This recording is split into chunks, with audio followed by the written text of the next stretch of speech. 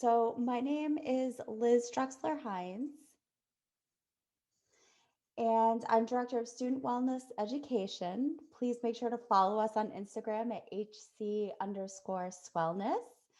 And I am here tonight with Kelsey DeVoe, who's Director of Student Health Services. So we're going to be talking about wellness, in a pandemic. I feel like I always end my sentences that way. It's this and in a pandemic. And so we have a lot of tips, some refreshers for you, some things you may already know. And we're going to leave a lot of time at the end for you to ask us any questions, especially around the COVID stuff. I've been working with students, and Kelsey has too, in a lot of different capacities. And we know that this transition back to the semester, there are a lot of questions. And so if you do have any, please put the questions in the chat or the Q&A during this session.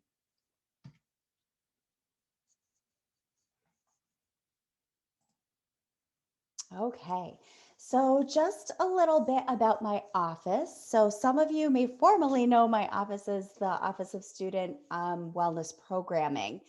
We have changed it to Student Wellness Education because that is more the mission of the office. So under my office, I advise or co-advise a number of peer health education groups.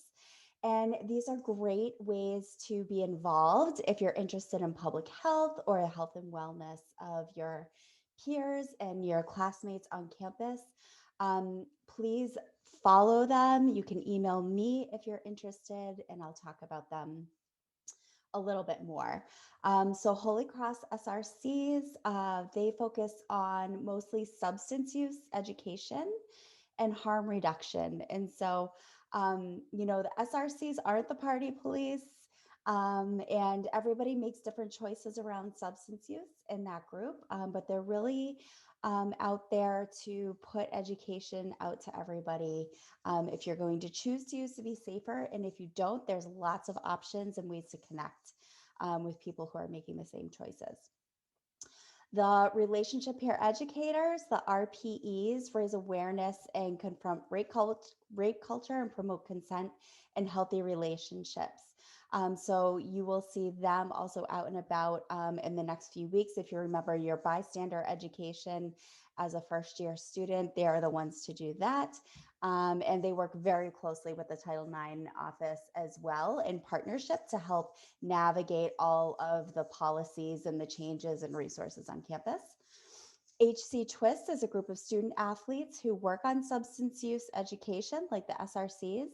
And new this year are the student health ambassadors.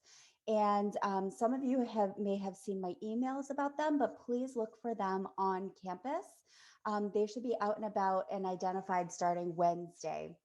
And this is an amazing group of a lot of different students who come from all areas of campus, who are out there to promote healthy COVID behaviors and to educate everybody. Again, we know there are a lot of things that change very quickly.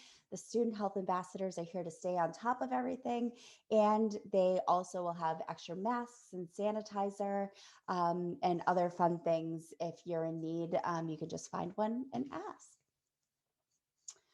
Okay, so I've been getting a lot of calls about how am I supposed to do wellness here, especially for those who are living on campus. And we do have a lot of different resources. Please know that this is not a finite list. We keep using the phrase, we're building the plane as we fly it. So this list is going to be ever changing and ever expanding. Especially right now, we're in orange levels, so we're a little more restricted on our movement. But if and when we can move to yellow, we'll be able to add more things to this list, and it'll give us more opportunities to gather and be together in small groups. So please utilize my HC as kind of a hub to look for all of your wellness opportunities. You can look at my page, Campus Recreations page, any of the student groups. They have a resource list for all of the different things that are going on. as well as the community feed in my HC. And I'll show you a picture of that in a second. Don't forget about the campus rec loan and the kiosk in the basement of Hogan. So you just walk in the doors straight from the Hovel if you're on campus. I saw stacks and stacks of games, and I know there are going to be resistance bands and some other things for exercise equipment. So please make sure to check that out. It is free, and there are lots of different options there. And make sure y'all know, like, it's so nice if you're back on the hill, explore campus. It's so beautiful in the winter. So, for physical exercise for a while at least, we're gonna need to utilize campus and our surrounding trails. There are some out there behind Figgy and behind the athletic field to be able to get some physical exercise so we can do that safely within COVID guidelines. There'll also be some mindfulness and meditation opportunities, and you'll see that coming off of my Instagram live out of my office and other places. And look out for the Wellness Weekend newsletters. Those will come out every Friday. And those will have lots of links for ways to engage in your wellness virtually or with you and your roommate in your own room or in really small groups when it's safe. And again, in the community feed of my HC, there are daily wellness tips there and links to lots of different resources. So please make sure to check that out. Okay, so we're all back. We're really excited. And I'm so glad we're here tonight with upper class students because really you set the tone on campus and we really need your help as far as, even in non-COVID years, right, around risky health behaviors, y'all set the tone. And so especially now that, we have all of these different guidelines that we need to follow and they're changing all of the time, it's really important to have the influence of upper class students to help those first years out and each other. So a lot of what my office does work around is substance use. And so if you've ever gotten emails from me or Wellness Weekend newsletters, I'm always talking about the substance use choices of Holy Cross students. And you probably heard this as first year students too. But remembering, sometimes people get this perception of how Holy Cross is on nights and weekends, especially around substance use. And certainly those things happen, but it's also really, really important to remember that actually when we get down to it and we look at the data, so different wellness surveys, alcohol EDU, we're pulling data from all of those different areas to really take a snapshot of how students are actually using. And this data is pretty consistent over, you can see this is from 2016 and then 2019. No matter where we ask this and which group we ask, most Holy Cross students actually drink pretty moderately. We certainly have those high risk users, but you can see a lot of students use in moderation. And this is really important, especially this year, right? Because once we kind of go out of that zone, and go over, and I know like we're all together, we want to do college and have this semester, but once we kind of go over that tipping point in our substance use, one of the first things to go from the depressant effect of alcohol is our judgment. That's the first thing in the brain that's affected. And we really need that intact to be able to remain safe as far as COVID stuff over the rest of the night.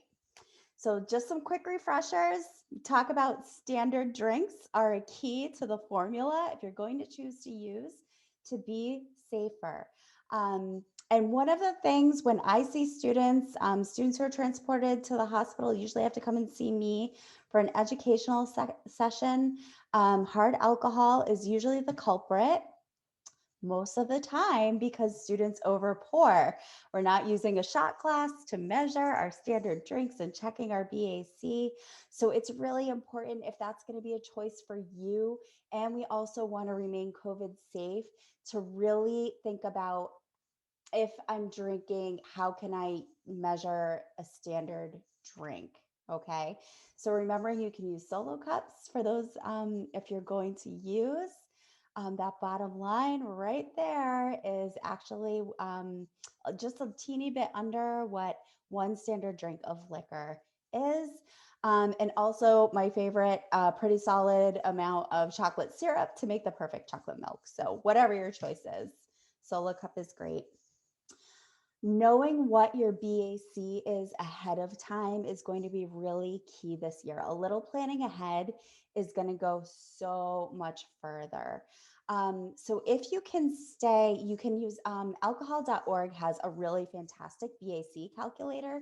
We know it's different for everybody based on how much you consume. So alcohol.org, definitely check that out. But if you can stay in your green zone, if you remember from your first year orientation, that's when, if you're choosing to use, you're going to have a pretty fuzzy buzz going on, but that judgment is not affected. And we're able to stay in control. So a little planning goes a long way. And just remembering, a lot of students ask me, but yeah, how do I know where my tipping point is if I'm using alcohol? And the good news is it's easy to remember because it's actually the same for everybody. It may take people different amounts of standard drinks to get there, but it's the same. Okay. That is a 0.055 BAC, is where the depressant effect of alcohol will start to kick in. And once you go over that, that's out of your green zone. That's where that judgment is going to be affected. So remember, 0.055, staying in my green zone, and you can do your own BAC calculations online. If you're using cannabis products, this is a lot harder to do because we don't have BAC charts. So it's going to be really important to know what you are consuming. The Good Samaritan policy, hopefully all of you know about that, but just remembering, if somebody is in a medical emergency due to substance use, and that's what we see it as, a medical emergency, we want them to get the help, the medical help that they need. That is most important. And so the Good Samaritan policy, if you're making the call, neither the intoxicated individual or the person reporting is going to be subject to disciplinary action. The person who is transported has to come and see me for an educational session. Sometimes if there are other circumstances, if there are things like violence or harassment, we treat that separately from the issue of getting medical help, but we want you to make the call. And it's important to remember as well, this goes for COVID violations also apply to this. If you're worried that somebody needs medical attention and maybe there are a lot of people around without masks on, again, we're treating it the same as the Good Samaritan policy. We just want the person to get the medical help that they need. Okay, and just a reminder, we hear a lot about this, like gatherings of 10 people or more is like the safe threshold, right? And in Massachusetts, that's the guideline right now. But just a reminder that if you're going to choose to gather, those small gatherings of 3 or 4 or 5 people, maybe in your room, in your apartment, people that you don't live with, if you're not still doing the distancing and you're still not masking up, it can feel a little awkward, but those can be just as risky as the large ones. So those are things that I think are really important to think about if you are thinking about gathering, but we know we're in orange right now. So if you're living on campus, sticking around and getting to be really good friends with your roommates for the time being.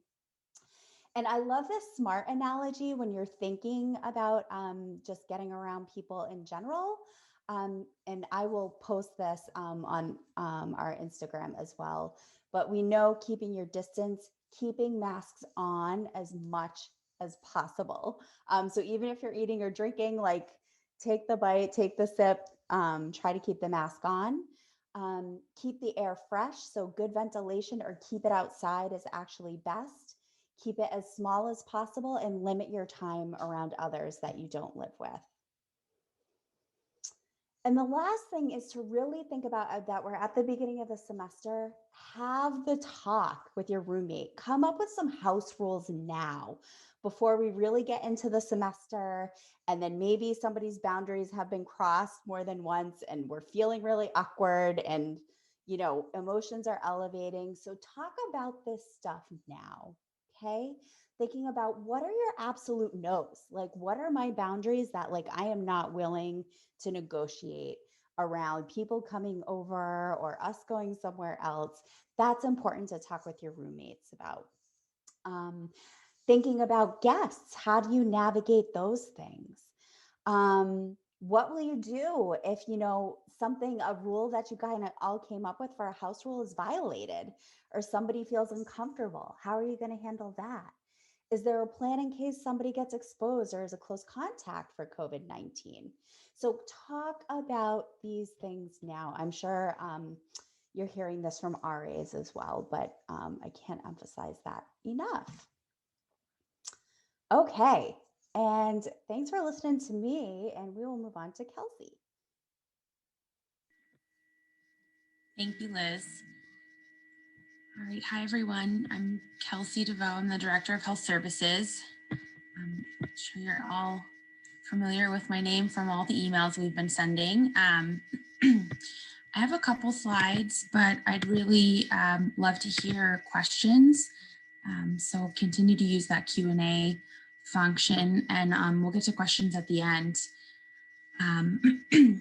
You can read all these policies in the spring guide and on the COVID reopening website.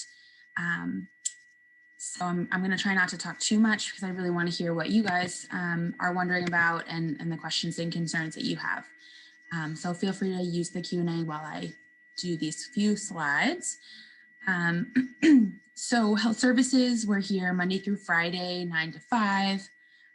Our phone number is there, and I hope that you all have it saved in your phone because you might need it this semester. We also have a physician on call. So if health services is not here, you can call that number with medical questions. If you have any symptoms or had an exposure, they can sort of talk you through what to do for the night until health services is back in the morning. And then we also have our patient portal, which you can use to see your lab results, to send messages to us, and to schedule appointments. We do primary care, urgent care. We have our nutritionist on staff. We do COVID testing if you've been told not to go to the Joe. So if you've had a COVID exposure or symptoms, we don't want you in the big testing center with everybody else. We can test you down in health services. And then any COVID symptoms or questions, we want you to call us and we can talk you through what to do. Next slide, please. So I just wanted to put this picture up. I think it does a good job of demonstrating sort of why we're doing all of the things that we're doing. COVID is really tricky to manage because you can not have any symptoms. You can infect people 2 days before you develop symptoms or test positive, and that makes it really difficult to control. So on average with COVID, every one positive person infects 2 people. And if those 2 people are infected by someone who has no symptoms, they don't know they're infected, those 2 people go on to infect 2 more people, and that's 4 people. And it just exponentially grows from there. Eventually, you're going to have someone with symptoms with a positive test, but by the time you have that, there's already 16, 20, whatever people infected. And once you have one, you probably have more, and that's what makes COVID really tricky. So the goal of everything that we're doing is to reduce transmission by at least 1 person. And a good example of this is through the contact tracing that we've been doing. We have had students with 25 close contacts, and we've had students with 1 close contact. And we really are trying to encourage you to be that person with just 1 close contact. If you're in a shared bedroom, it's pretty hard to avoid being close contacts with each other. So you're likely going to always be a close contact of your roommate. I like the example of 2 people I contact traced in the same day. One person had, I think, about 7 close contacts, They had dinner with a friend who wasn't their roommate, inside, not masked, closer than 6 feet for about an hour. They had spent time in another person's dorm room.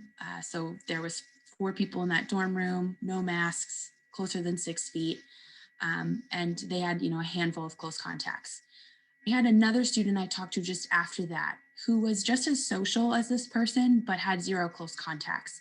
So I'm not asking you to never see your friends or to never hang out with each other, but to do it in a way that prevents you from being a close contact, so that when we call you and say, you were exposed to this person who has COVID, you can say, we were never within 6 feet of each other for more than 15 minutes. We left our masks on the whole time. Perhaps you met outside and did an outdoor activity rather than inside, and all those things. So this person I talked to had seen several people, had visited a friend's apartment, but stood out on the front porch after a brief tour, never left, took masks off, and this person had just 1 close contact. So it is possible to be social and to see people and do things on campus, and still reduce your contact with others. Now, if you happen to test positive, you would be put into isolation. Isolation is the term we use for an infected person, person with a positive test or with symptoms. And anyone that you've come in contact with as close contact would be put in quarantine. Close contact is defined as someone who lives with the infected person, face-to-face contact within 6 feet for a cumulative 15 minutes in a 24-hour period, and then direct physical contact. So those are the sort of things that can make you a close contact to somebody else. If you are put into isolation, so you have symptoms or you have a positive test, doesn't matter where you live, you will be allowed to stay in our isolation space at the hotel at the Holiday Inn. If you're put into quarantine, that's where that 250-mile rule comes into play. And hopefully you all have filled out the Google form that was sent in the latest weekly update from the coronavirus email account. That really goes through the isolation and quarantine policy. But if you if you live within 250 miles of the school, you're expected to quarantine at home or to have found a place to safely quarantine that is not college space. I know that seems a little bit harsh, but if you think about every one positive has multiple contacts, so you always have more people in quarantine than in isolation. And we only have 96 rooms in the hotel. And one of our metrics for closing is how full our space is. So if we filled up our isolation and quarantine space, we would have to send everyone home because we wouldn't have a safe place to put positives. So we've enacted this policy, as several other schools have, to try and reduce the stress on our resources and really save it for people who are positive or sick. And for an example, we have over 96 people in isolation and quarantine right now. And so if they were all allowed to stay in the hotel, we would be full. So if there's any questions on that policy, you guys can always email me if you're not sure about it, but check your weekly update from the coronavirus account for more info on that. All right, and so these are all the things we've put into play this semester. We have a universal mask policy, so you should be wearing your mask everywhere on campus except for in your room. We have a student and staff testing policy. Students are expected to test twice a week, so that's 2 times in a 7-day calendar period, that Monday through Friday, or if you get an outside test, I guess you could say Sunday through Saturday. And we ask that you try not to go more than 4 days between testing. So for example, you wouldn't want to test on Monday and Wednesday and then not test the next week until Thursday. So trying to space your tests out throughout the week so they're evenly distributed. And staff are also expected to do this. Staff on campus that have a high level of contact with students are also testing 2 times weekly. We have HC Clear, which is where you can do your daily symptom checker. If you're coming to campus, if you live on campus, you should do that every day. This is also where you can schedule appointments, see your test results, and you can do all that there, and that controls our movement on campus. So anyone who has not tested may get a red X. To fix that, you go right to the testing center, swipe your ID, and you'll turn right to a green check. That's why it's really important to bring your ID to the testing center. Students are expected to wear their IDs when they're on campus on, a visible lanyard. But if you don't swipe your ID in the testing site, it doesn't connect your HC Clear and you'll get locked out of places. We have occupancy limits posted around the campus that must be adhered to. With Orange Alert, a lot of those occupancy limits were actually, we've just closed spaces. When we return to yellow, it'll be, shared spaces, common spaces are open, but you still have to abide by the occupancy limits. And those were determined by a space consultant who, literally looked at ventilation and square footage and how many people you can safely get in a room. So you should see those signs everywhere. We have a guest policy, so there should be no outside guests in the residence halls. And in yellow, students are not allowed to be in dorms that they don't belong in. So you should stick to the dorm that you live in. And then that all sort of ties into our HC alert levels. I'm gonna skip that one and just talk quickly about COVID symptoms. We want to know if you have symptoms. If you fill out your symptom checker, it's going to give you a red X and tell you to call health services. Even the mildest symptom we want to know about. We can talk to you about when your last test was and if you need another one and if you need to be isolated. A majority of our COVID cases have had very mild symptoms, a mildly sore throat, a slightly runny nose. So we're asking you to take all of your symptoms really seriously this semester. And just call and let us know so we can talk you through it. If you have symptoms that we think are consistent with COVID, we may ask you to isolate in the college isolation space for a night while we wait for your test results to come back, just for safety for you and your roommates and people you may come in contact with in campus. And all of this ties into our HC alert levels. I can put these links all in the chat after, but the alert levels have a lot of really good information on what you're allowed to do in different levels and, sort of how the metrics are determined.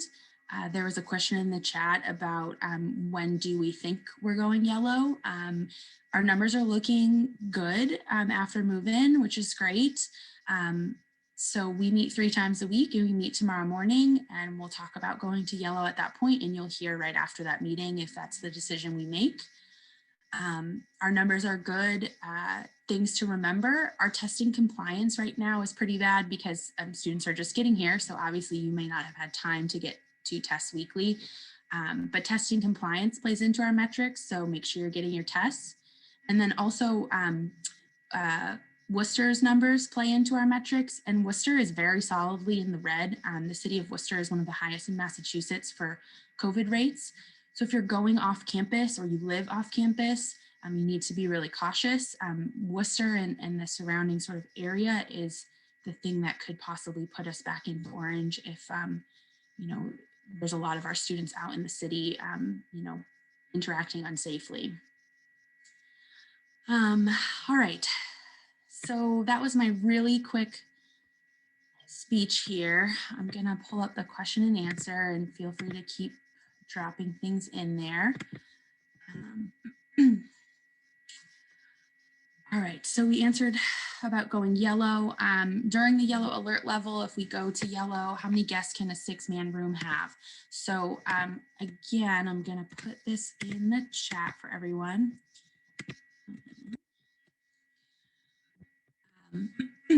If you go to the alert levels, it has all the policies under a yellow status. Suites and apartments have a maximum capacity of 6 people at one time. So you can have guests in your room, but not if all 6 of your roommates are present. And bedroom capacity is 2 people at one time. All right. Liz, can you take this one? It's asking about the Joe. Yep, sure. So the Joe, and that's where my office is going to be. So I'm as excited as you are to get that open. So the Joe is not going to be accessible immediately. Just like all of the things Kelsey was talking about, they meet 3 times a week to kind of decide, like, what can we do? Are we moving to yellow? What does that mean? But there is going to be an announcement in the next week, talking to give us a better timeline around when the Joe will be accessible, and how we will be able to utilize that. And in the meantime, what are some other options that we will have for physical fitness, um, and some of the other things right until the Joe opens. So that communication will be coming out very, very soon.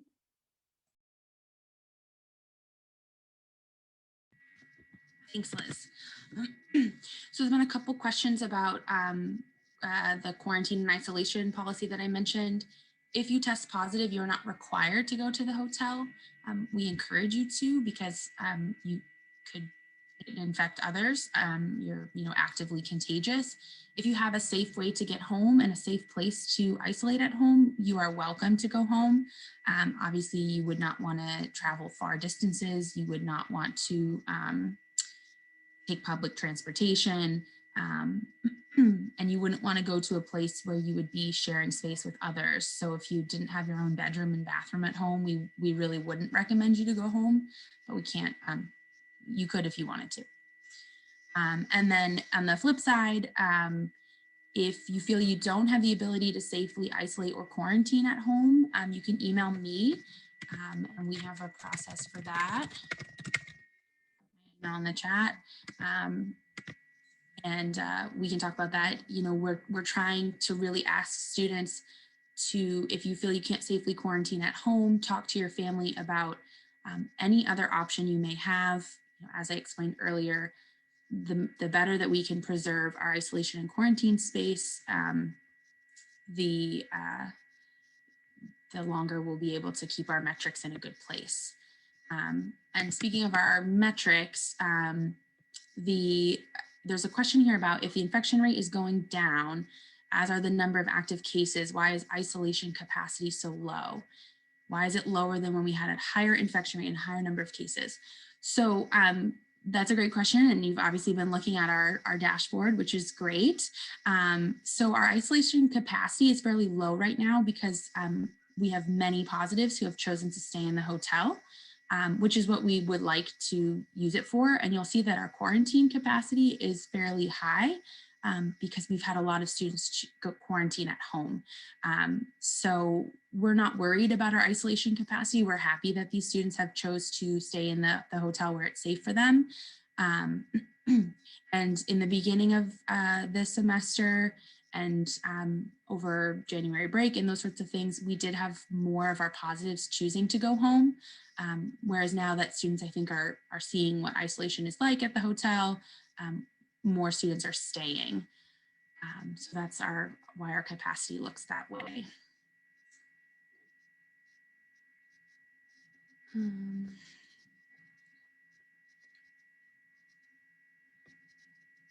Okay, if our roommate tests positive, will we be given an opportunity to test before being sent home? That's a great question.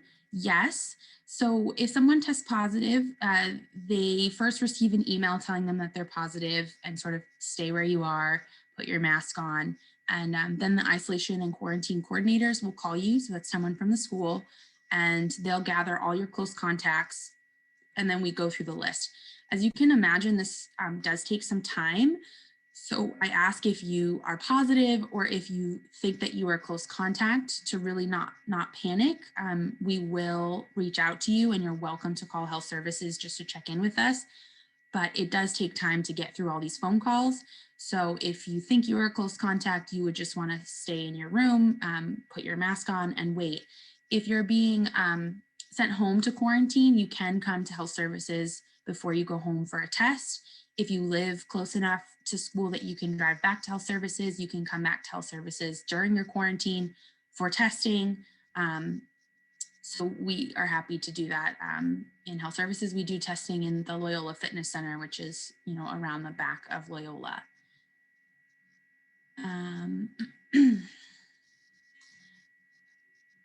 Right. Is there a certain positivity rate that would enable us to go into yellow status? There is, and I don't know it off the top of my head. I apologize. It's on the metrics website, I think. We are under that positivity rate right now at Holy Cross, which is good. So that's why I think, we're looking like moving towards yellow. And then there's another question about, the exact metrics for closing. It's a whole bunch of things. Everything that you see on the dashboard basically plays into yellow, orange, or red, and you can see where we are for each metric. They're all color coded. So again, that website I posted is a good one to look at. All right. Why can't I sit with my roommates in public spaces, even with wearing masks, even in yellow? For example, in dining, we cannot sit together at a table, but we can eat together.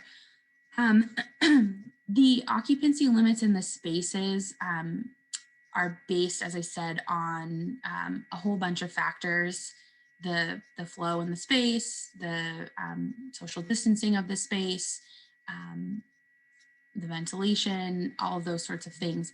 And unfortunately, staff are not really able to police that. We're just asking everyone to abide by the posted occupancy limits.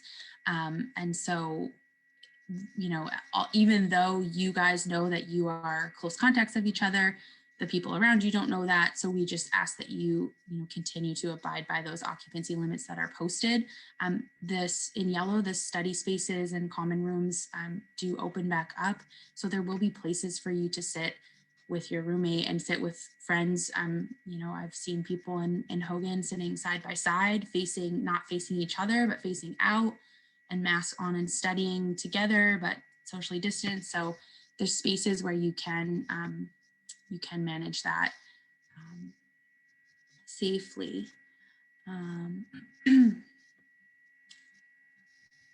Just scrolling through the questions here. The hotel isolation does not cost anything. Dining will feed you. They have a really cool ordering system online. You can order exactly what you want. You can ask for water, snacks, whatever you need, and they deliver that to you. There's a microwave and a fridge in all of the rooms. The isolation and the quarantine period are both 10 days.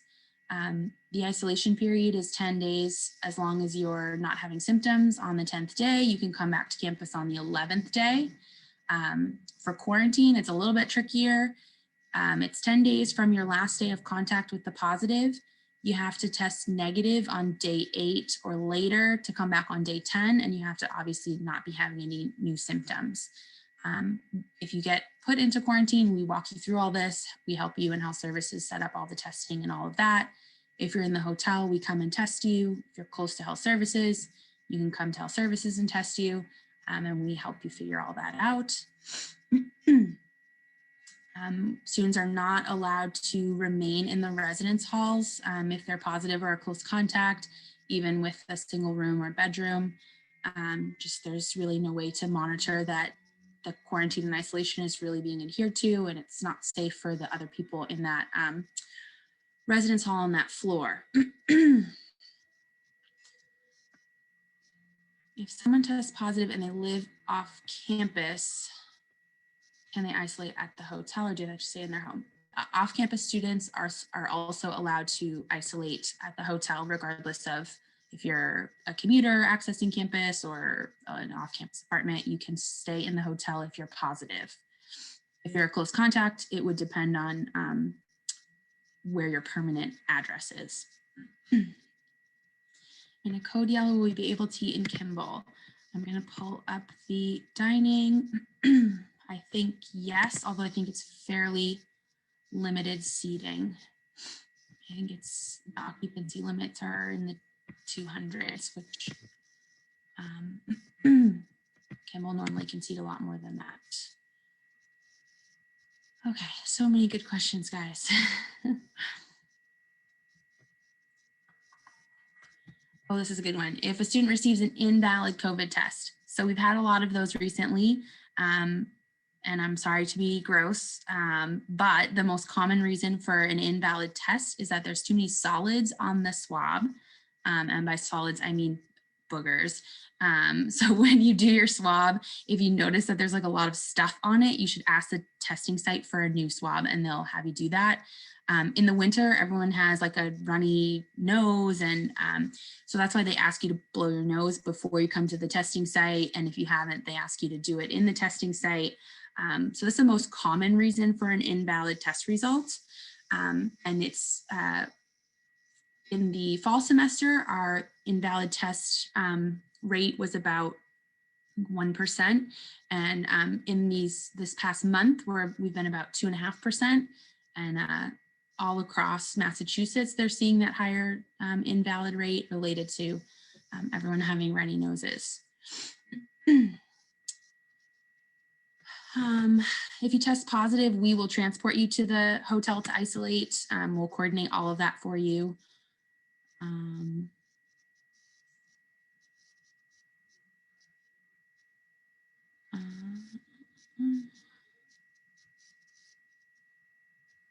Sorry, guys, just trying to scroll through the questions here. Questions about the vaccine. It's something that we're working on. We would love to be able to provide students with a vaccine. Students would be solidly in phase 3, which probably won't come until April or May, hopefully before we have to send you guys all home for the summer. But we have to abide by the state legislation for that. But it is something we actively are looking into how we can set that up for our students and for our staff.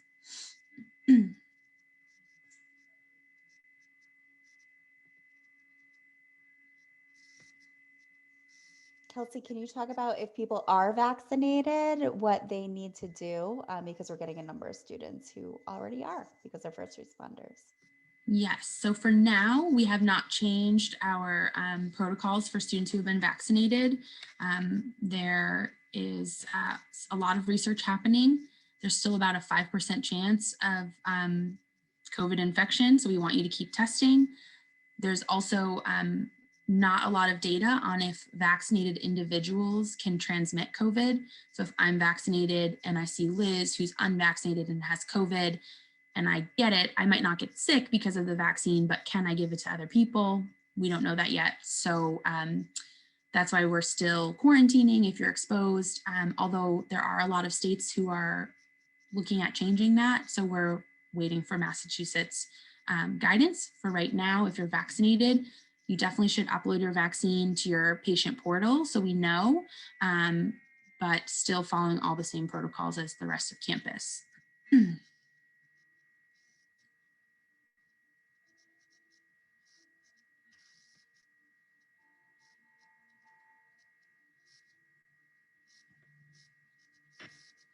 All right, Liz, there's a question here on gyms on campus, and it says something about Loyola Gym, which I apologize, but Health Services has taken over Loyola Gym and it's for testing now. So there's no equipment in there. It was actually removed to trade in for new stuff for the Joe. Is there any other exercise? Right, and it's the respiratory center, so nobody wants to work out there. There are unfortunately are none that are accessible right now. I know, I know, because of just capacity rules, space, being able to monitor that. But again, within a week or so, we'll have a big email talking about everything about the Joe, all of the things you will be able to have access to, including some new stuff, which I think is really exciting before we are able to move to being able to utilize the Joe. Thank you, Liz.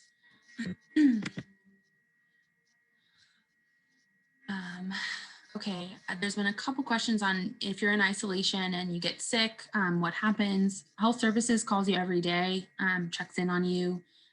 We can come see you at the hotel. If you need an evaluation, we can bring you medication if you need it. So we talk to you every day. If it's at night and you're feeling really sick, the physician on call is the person you would call and they would sort of talk you through what to do. But we do keep in contact with the students in the hotel and off campus every day. There's always Holy Cross staff at the hotel 24/7. to make sure that you have everything you need. And there's a, you get a whole packet of phone numbers when you get there, so you know who to reach out to if you need anything. And then there was a second question about if you're in isolation, can you test negative and return? And the answer is no. The Department of Public Health does not ever call a positive a false positive or anything like that. If you have a positive, you need to isolate for the 10-day infectious period. Unless you have documented proof that you tested positive for COVID in the last 90 days, which if you have, you should have already emailed that to health services so we can enter you into the COVID recovered protocol. But a positive is a positive, and there are negative tests do not override that. And that comes, not from us, but from the Department of Public Health. If you're in that COVID recovered window of you had a positive COVID test in the last 90 days, you should email that to health services at holycross.edu. We put you in the COVID recovered protocol. You're not supposed to be testing for those 90 days. And you also don't have to quarantine if you're a close contact, because you do have some short-term immunity. Someone asked about coffee in isolation and quarantine. Yes, you can get coffee. There's coffee makers in the room. And then there's a Starbucks right across the street. You obviously can't go to the Starbucks, but you are allowed to get Grubhub delivered in the evening hours. So a lot of our students have been getting like an iced coffee delivered and sticking it in their fridge for the next morning. And then, there is coffee in the hotel as well.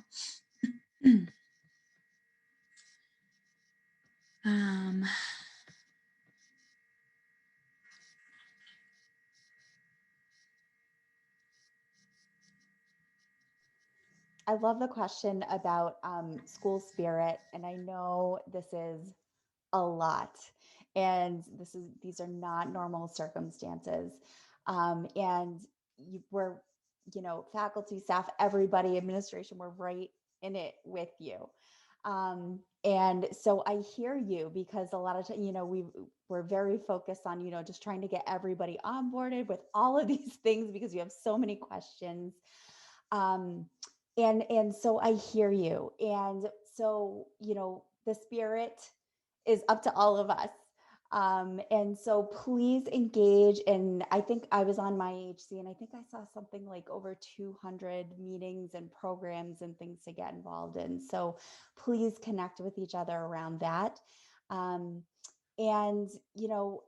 high fives to everybody, because our numbers are starting to look better. And, we do need to emphasize those things more. So I'm going to bring that back to all the meetings I'm into, to just remember that, we also need to give each other like the high fives when we're doing great. And so if people have other ideas on just kind of, taking a breath for each other, here's my wellness piece, but being patient with each other, being compassionate towards each other, please let me know how we can kind of spread that throughout campus, because I agree. It's deeply needed and will help us get through all of this. Thanks, Liz. Yeah, I saw that question too. And, I think it's interesting. I've been on campus since we sent everyone home in March, and last spring was really tough. This past fall was really tough. And I'm feeling really excited and hopeful to see everyone back on campus. You may be feeling a little bit down because it's not the same Holy Cross, but it's as good as we can get in the midst of like the worst of the pandemic, and it's going to get better from here.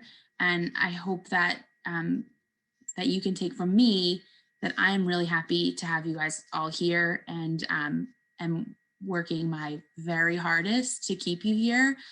So it's nice to see all these questions and, see everyone wanting to know what they're supposed to do. And so I appreciate all these questions. I don't think we're going to get through all of them, but I have them all in a document. So I will try and put together like a little FAQ of the ones we didn't get to, and we can send that out. Two things I want to, two questions. Someone asked about going to green. Green is when things are back to normal. So I don't foresee green in our near future. When we start to get vaccinated and have more of that herd immunity, that's when we'll start moving into green. And then the second thing I just wanted to point out is someone asked, if you're isolating, can you leave quarantine before the 10 days if you're testing negative? And the answer is no. And that's because the incubation period of the virus is 14 days. So from the time you're exposed up to 14 days later, you could potentially become positive. Most people turn positive between day 5 and day 8, which is why we generally do a test around day 5 and on day 8. And if those are both negative, it's a very small percentage that you still will turn positive. So we let you leave after 10 days.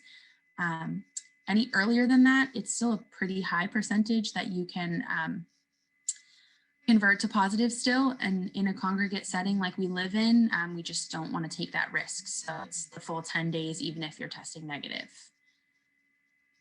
Are you allowed to be tested more than twice a week? If you have a reason to, that's fine. Like if you, have something that, if you had an exposure, if you have symptoms, you wouldn't want to go to the testing center, you'd want to call health services. If you felt like you needed an extra test 1 week, that would be fine. But twice a week is our recommendation, because every 4 days is about how long it takes you to show a positive test or symptoms. So that will capture you fairly well. I think you have time for like one or two more. I don't know if anyone has one that they see that would be a good one.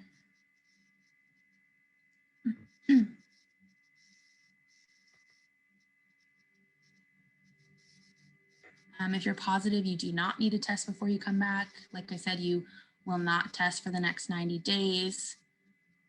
If one of your tests comes back invalid and I don't retake it, does it not count towards my 2 required tests? I don't know the answer to that, so I'm going to find out. I think that it does not count towards your 2 required tests. If you have an invalid test, you would want to try and go the next day to get tested. Kelsey, if they were positive and they don't need to do the testing, how do they let you know that? Right. So anyone who tests positive at an outside facility would want to email their positive to health services. Anyone who tests positive with our school, when we release you from isolation, we'll talk you through the COVID recovery protocol. And then again, I see a question here, so I just want to make sure I'm being really clear. If you're positive for COVID and you live within 250 miles, you can stay in the hotel. You do not have to go home if you're positive for COVID. The 250 miles is only related to if you are a close contact and need to quarantine. And again, if you feel like you cannot do this safely and you've talked to your family and exhausted all your other options, you can email me and we can talk about that process.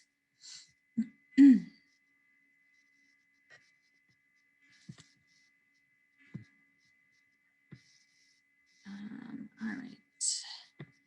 There's some questions about dining.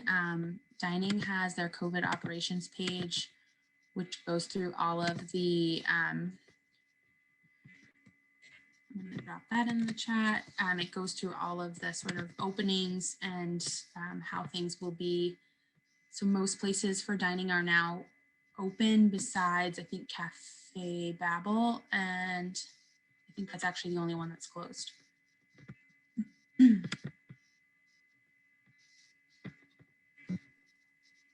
So I think we have one more, Kelsey, and then we are at time. Okay. I'm trying to pick the good ones, but there's so many good ones. When the weather warms up, will there be a tent outside? When the weather warms up, we are gonna have so much fun. We're trying to have fun in the winter. Our OSI is planning all sorts of fun winter activities. I'm not much of a winter person, so I'm looking forward to the warmer weather, but yes, there's all sorts of plans for when it's nice out. And there's also plans coming for when it's still cold out. We're trying to make things as fun and exciting as we can when it's very cold outside.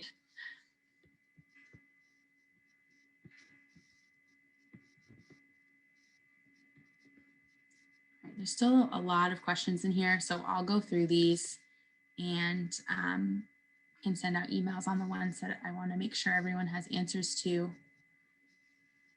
Thank you all for all of these great questions. I appreciate it, and appreciate that you want to put the work in with us. We worked really hard to make this semester happen. There's a COVID response team of like 20 plus people that all we do is COVID.